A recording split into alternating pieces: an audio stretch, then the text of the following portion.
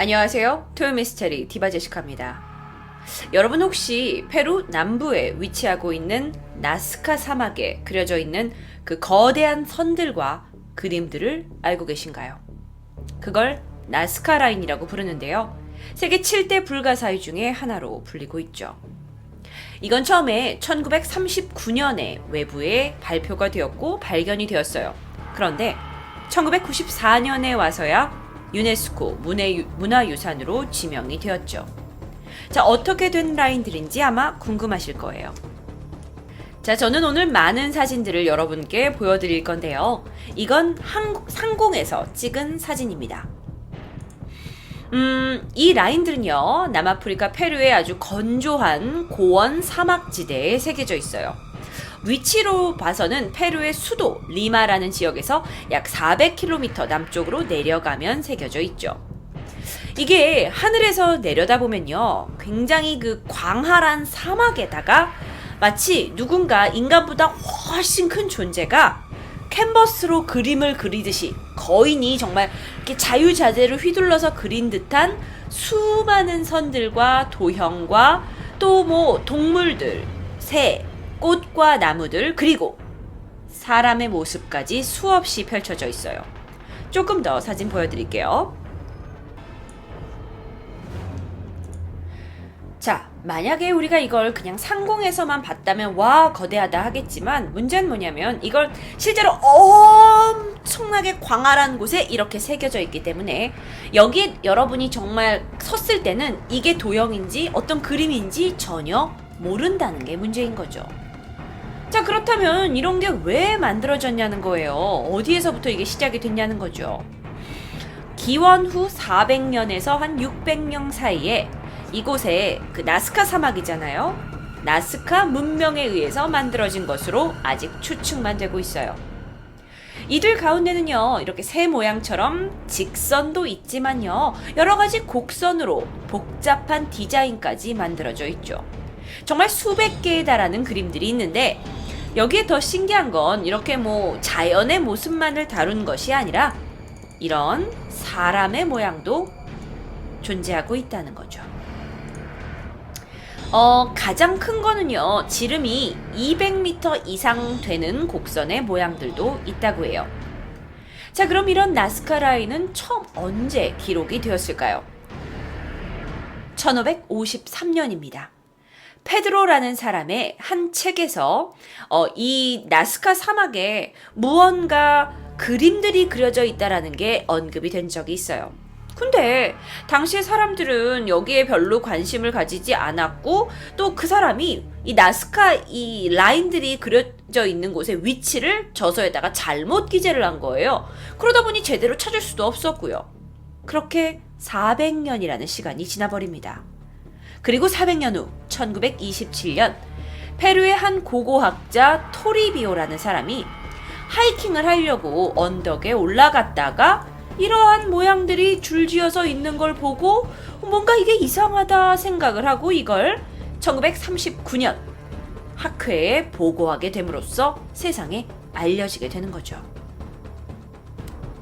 그런데 이 나스카 라인에 대해서 실질적인 본격적인 연구가 시작된 건 그때가 아니었어요. 미국에서요, 역사 교수였던 폴 코삭이라는 사람이 고대 문명에 대해서 연구를 하기 위해서 페루 지역에 오게 됩니다. 그리고 나서 이 사람이 페루에서 실제로 그 사람이 연구하고 싶어 했던 건 뭐냐면 관계시설이에요. 관계시설이라는 거, 수로를 얘기하는 거죠. 그 관계시설에 대해서 연구를 하려고 비행기를 띄워가지고 상공에서 페루를 날아보다가 뭐야 저거? 저거 무슨 이상한 모양들이 이 사막에 지금 펼쳐져 있잖아! 하고 그때 이 나스카 라인들을 발견하기 시작했어요. 정말 거대하고 게다가 정교하기까지 한 이 나스카 라인에 이 폴 교수가 완전히 빠졌고요. 그러면서 이제 자신들의 친구들을 모으기 시작합니다. 이때 독일의 고고학자이면서 수학자인 마리아라는 사람을 여기 참여시켜요. 그래서 본격적으로 과연 이 나스카 라인들은 어떻게 만들어졌고 누구에 의해 만들어졌고 왜 만들어졌는지에 대해서 연구하기 시작하죠. 자, 그 연구는 지금까지 계속됩니다. 제가 오늘 말씀드렸죠. 세계 7대 불가사의 중에 하나라고요. 여전히 명백한 이유들에 대해서는 여러 가지 가설들이 있어요. 처음 연구가 시작되고 나서 80년, 100년이 지난 오늘까지도 계속해서 나온 연구 결과들은 가설일 뿐이죠. 입증할 만한 증거들은 나타나지 않고 있고요. 제가 지도 하나를 보여드릴게요. 이 지도를 보시면 이게 실제로 광활한 사막에 이 나스카 라인들이 군데군데 펼쳐져 있는 지도입니다.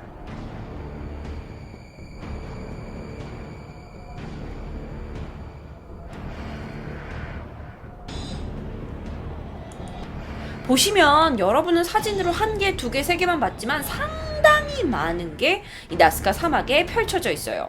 그쵸? 자, 그런데 먼저 왜 만들어졌을까라는 의문보다 어떻게 만들어졌을까 하는 의문은 여전히 많은 사람들이 풀어내려고 하고 있습니다. 먼저 사람들은요, 그때 당시 비행기가 없었을 때니까 이건 우주인들이, 외계인들이 만들었을 거라는 설이 물론 당연히 많이 있었어요. 또는 만약에 이걸 사람을 만들었다 하더라도 하늘에 올라가서 야, 모양을 이렇게 하고 이렇게 해라 라고 지휘하지 않았다면 결코 이거는 만들었을 수가 없을 것이다 라는 의견이 있기 때문에 이제 많은 의견들이 있었는데, 또 일반 어떤 학자들의 연구에 의하면 사실 간단한 도구만 있어도, 측량 기구만 있어도 충분히 이건 만들 수 있다라는 의견도 있고요. 여전히 말이 많아요. 제가 미스테리에서 한번 다뤘던 적이 있어요. 미스테리 서클이라고 해서 그것도 이렇게 초원 같은 곳에다가 이렇게 나 있는 보리 갈대 같은 거를 눕혀가지고 한 방향으로 눕혀가지고 미스테리 서클들이 만들어졌다는 미스테리 방송을 예전에 한번 했었는데, 그거하고 비슷하게 이 나스카 라인에 대해서도 인간이 인위적으로 만들어낼 수 있다는 의견이 여전히 분분합니다. 실제로 고고학적인 발굴을 통해서 이 라인이 만들어지는 곳의 마지막 부분에서 나무로 만든 말뚝들이 발견이 됐다고 해요. 자, 그 얘기는 뭐냐면 누군가 인위적인 힘으로 말뚝을 박아서 디자인을 하고 만들었다는 얘기죠. 그래서 이 방사선 측정을 거쳐서 이 만든 때, 그리고 이 동원된 인원의 수까지 계산해 내어가지고 어떤 고고학자들은 이런 라인 사실 대단해 보이지만 인간이 충분히 짧은 시일 안에 도구만 있으면 만들 수 있다고 결론을 내리기도 했다고 해요. 자, 그렇다면 과연 어떻게 만들었을까요? 실제로요, 여러분이 보시기에 위에서 상공에서 보면 그냥 이런 모습이에요. 그쵸? 그런데 얘를 살실 보면 이 부리부터 꼬리까지 134m예요. 134cm 아니고요. 134m의 거대한 새의 모양입니다. 자, 이걸 어떻게 만들었냐?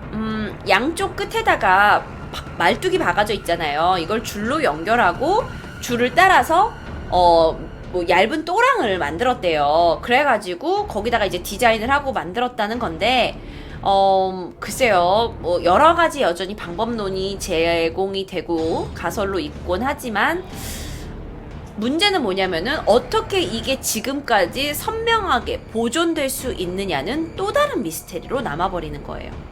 그렇지 않아요? 아니, 이게 만약에 기원 후에 400년, 600년도에 나스카 문명이 있었고 그때 만들어진 거라면 이게 왜 지금까지 선명한 모양으로 남아있는가는 미스테리인 거죠. 정말 그러고 보면요, 내 미스테리에서 다루는 것들 중에 정말 인간이 머리로서 이해하기 힘든, 과학으로서 풀기 힘든 미스테리가 정말 전 세계 곳곳에 있어요. 물론 이런 의견이 있습니다. 이 나스카 사막은 굉장히 특별한 기후지역이에요. 여긴 지구상에서 가장 건조한 지역으로 불리고 있어요. 그렇기 때문에 이 라인들이 건조한 지역에 있다 보니까 그대로 유지된 게 아니냐라는 가설도 있고요. 자, 그렇다면 이건 왜 만들어진 걸까요? 목적이 뭐냐는 거예요.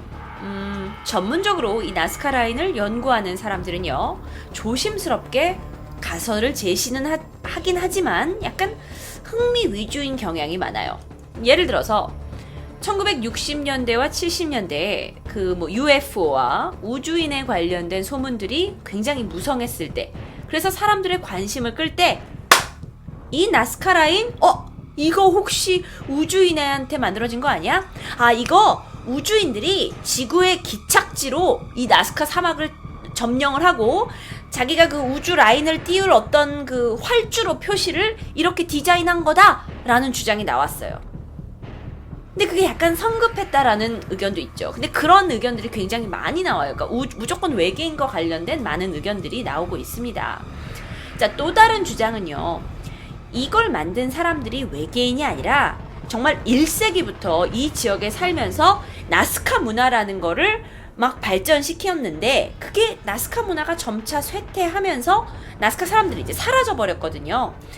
그런데 그들이 아무래도 이제 원시적인 시대에 살았던 사람들이니까 좀 더 종교적인 의도에서 이걸 만든 게 아닌가라는 의견도 있어요.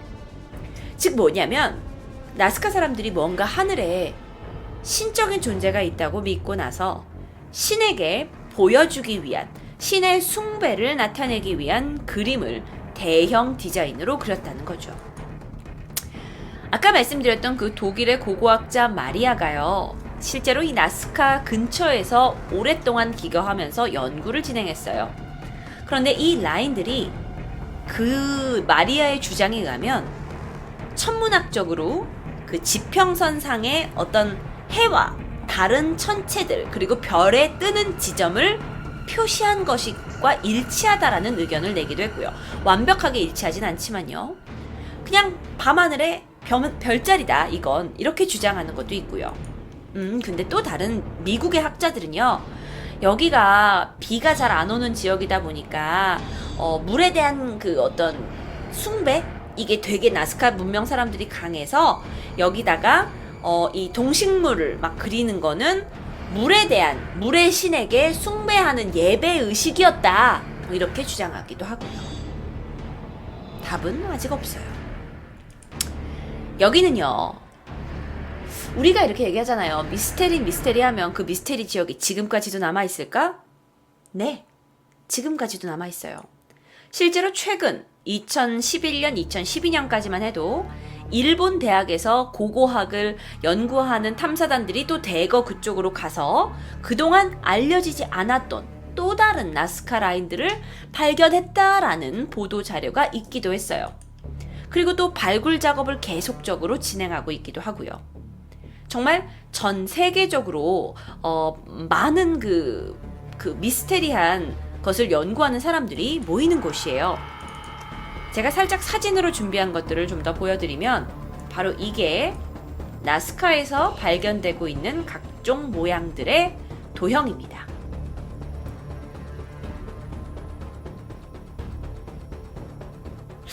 뭔가 기괴하기도 하고요. 그쵸? 그리고 이게 나스카에 있는 실제 고래라고 표현을 했지만 65m 길이의 고래고요. 굉장히 흥미롭죠. 그래서 여긴 많은 관광객들이 모이고 있어요. 그런데 이 많은 사람들이 여기에 들어오다 보니까 주변에 고속도로가 들어오게 된 거예요. 이런 식으로요. 여기가 이쪽 나스카 사막인데요. 그런데 이렇게 많은 사람들이 오면서 오히려 수천 년 동안 유지되어 왔던 이 나스카 라인들이 오히려 인간의 방문으로 인해서 빠르게 부식되어져 가고 있다고 합니다. 이렇게 되다간 불가사의가 어느 날 사라질 수도 있을 것 같아요.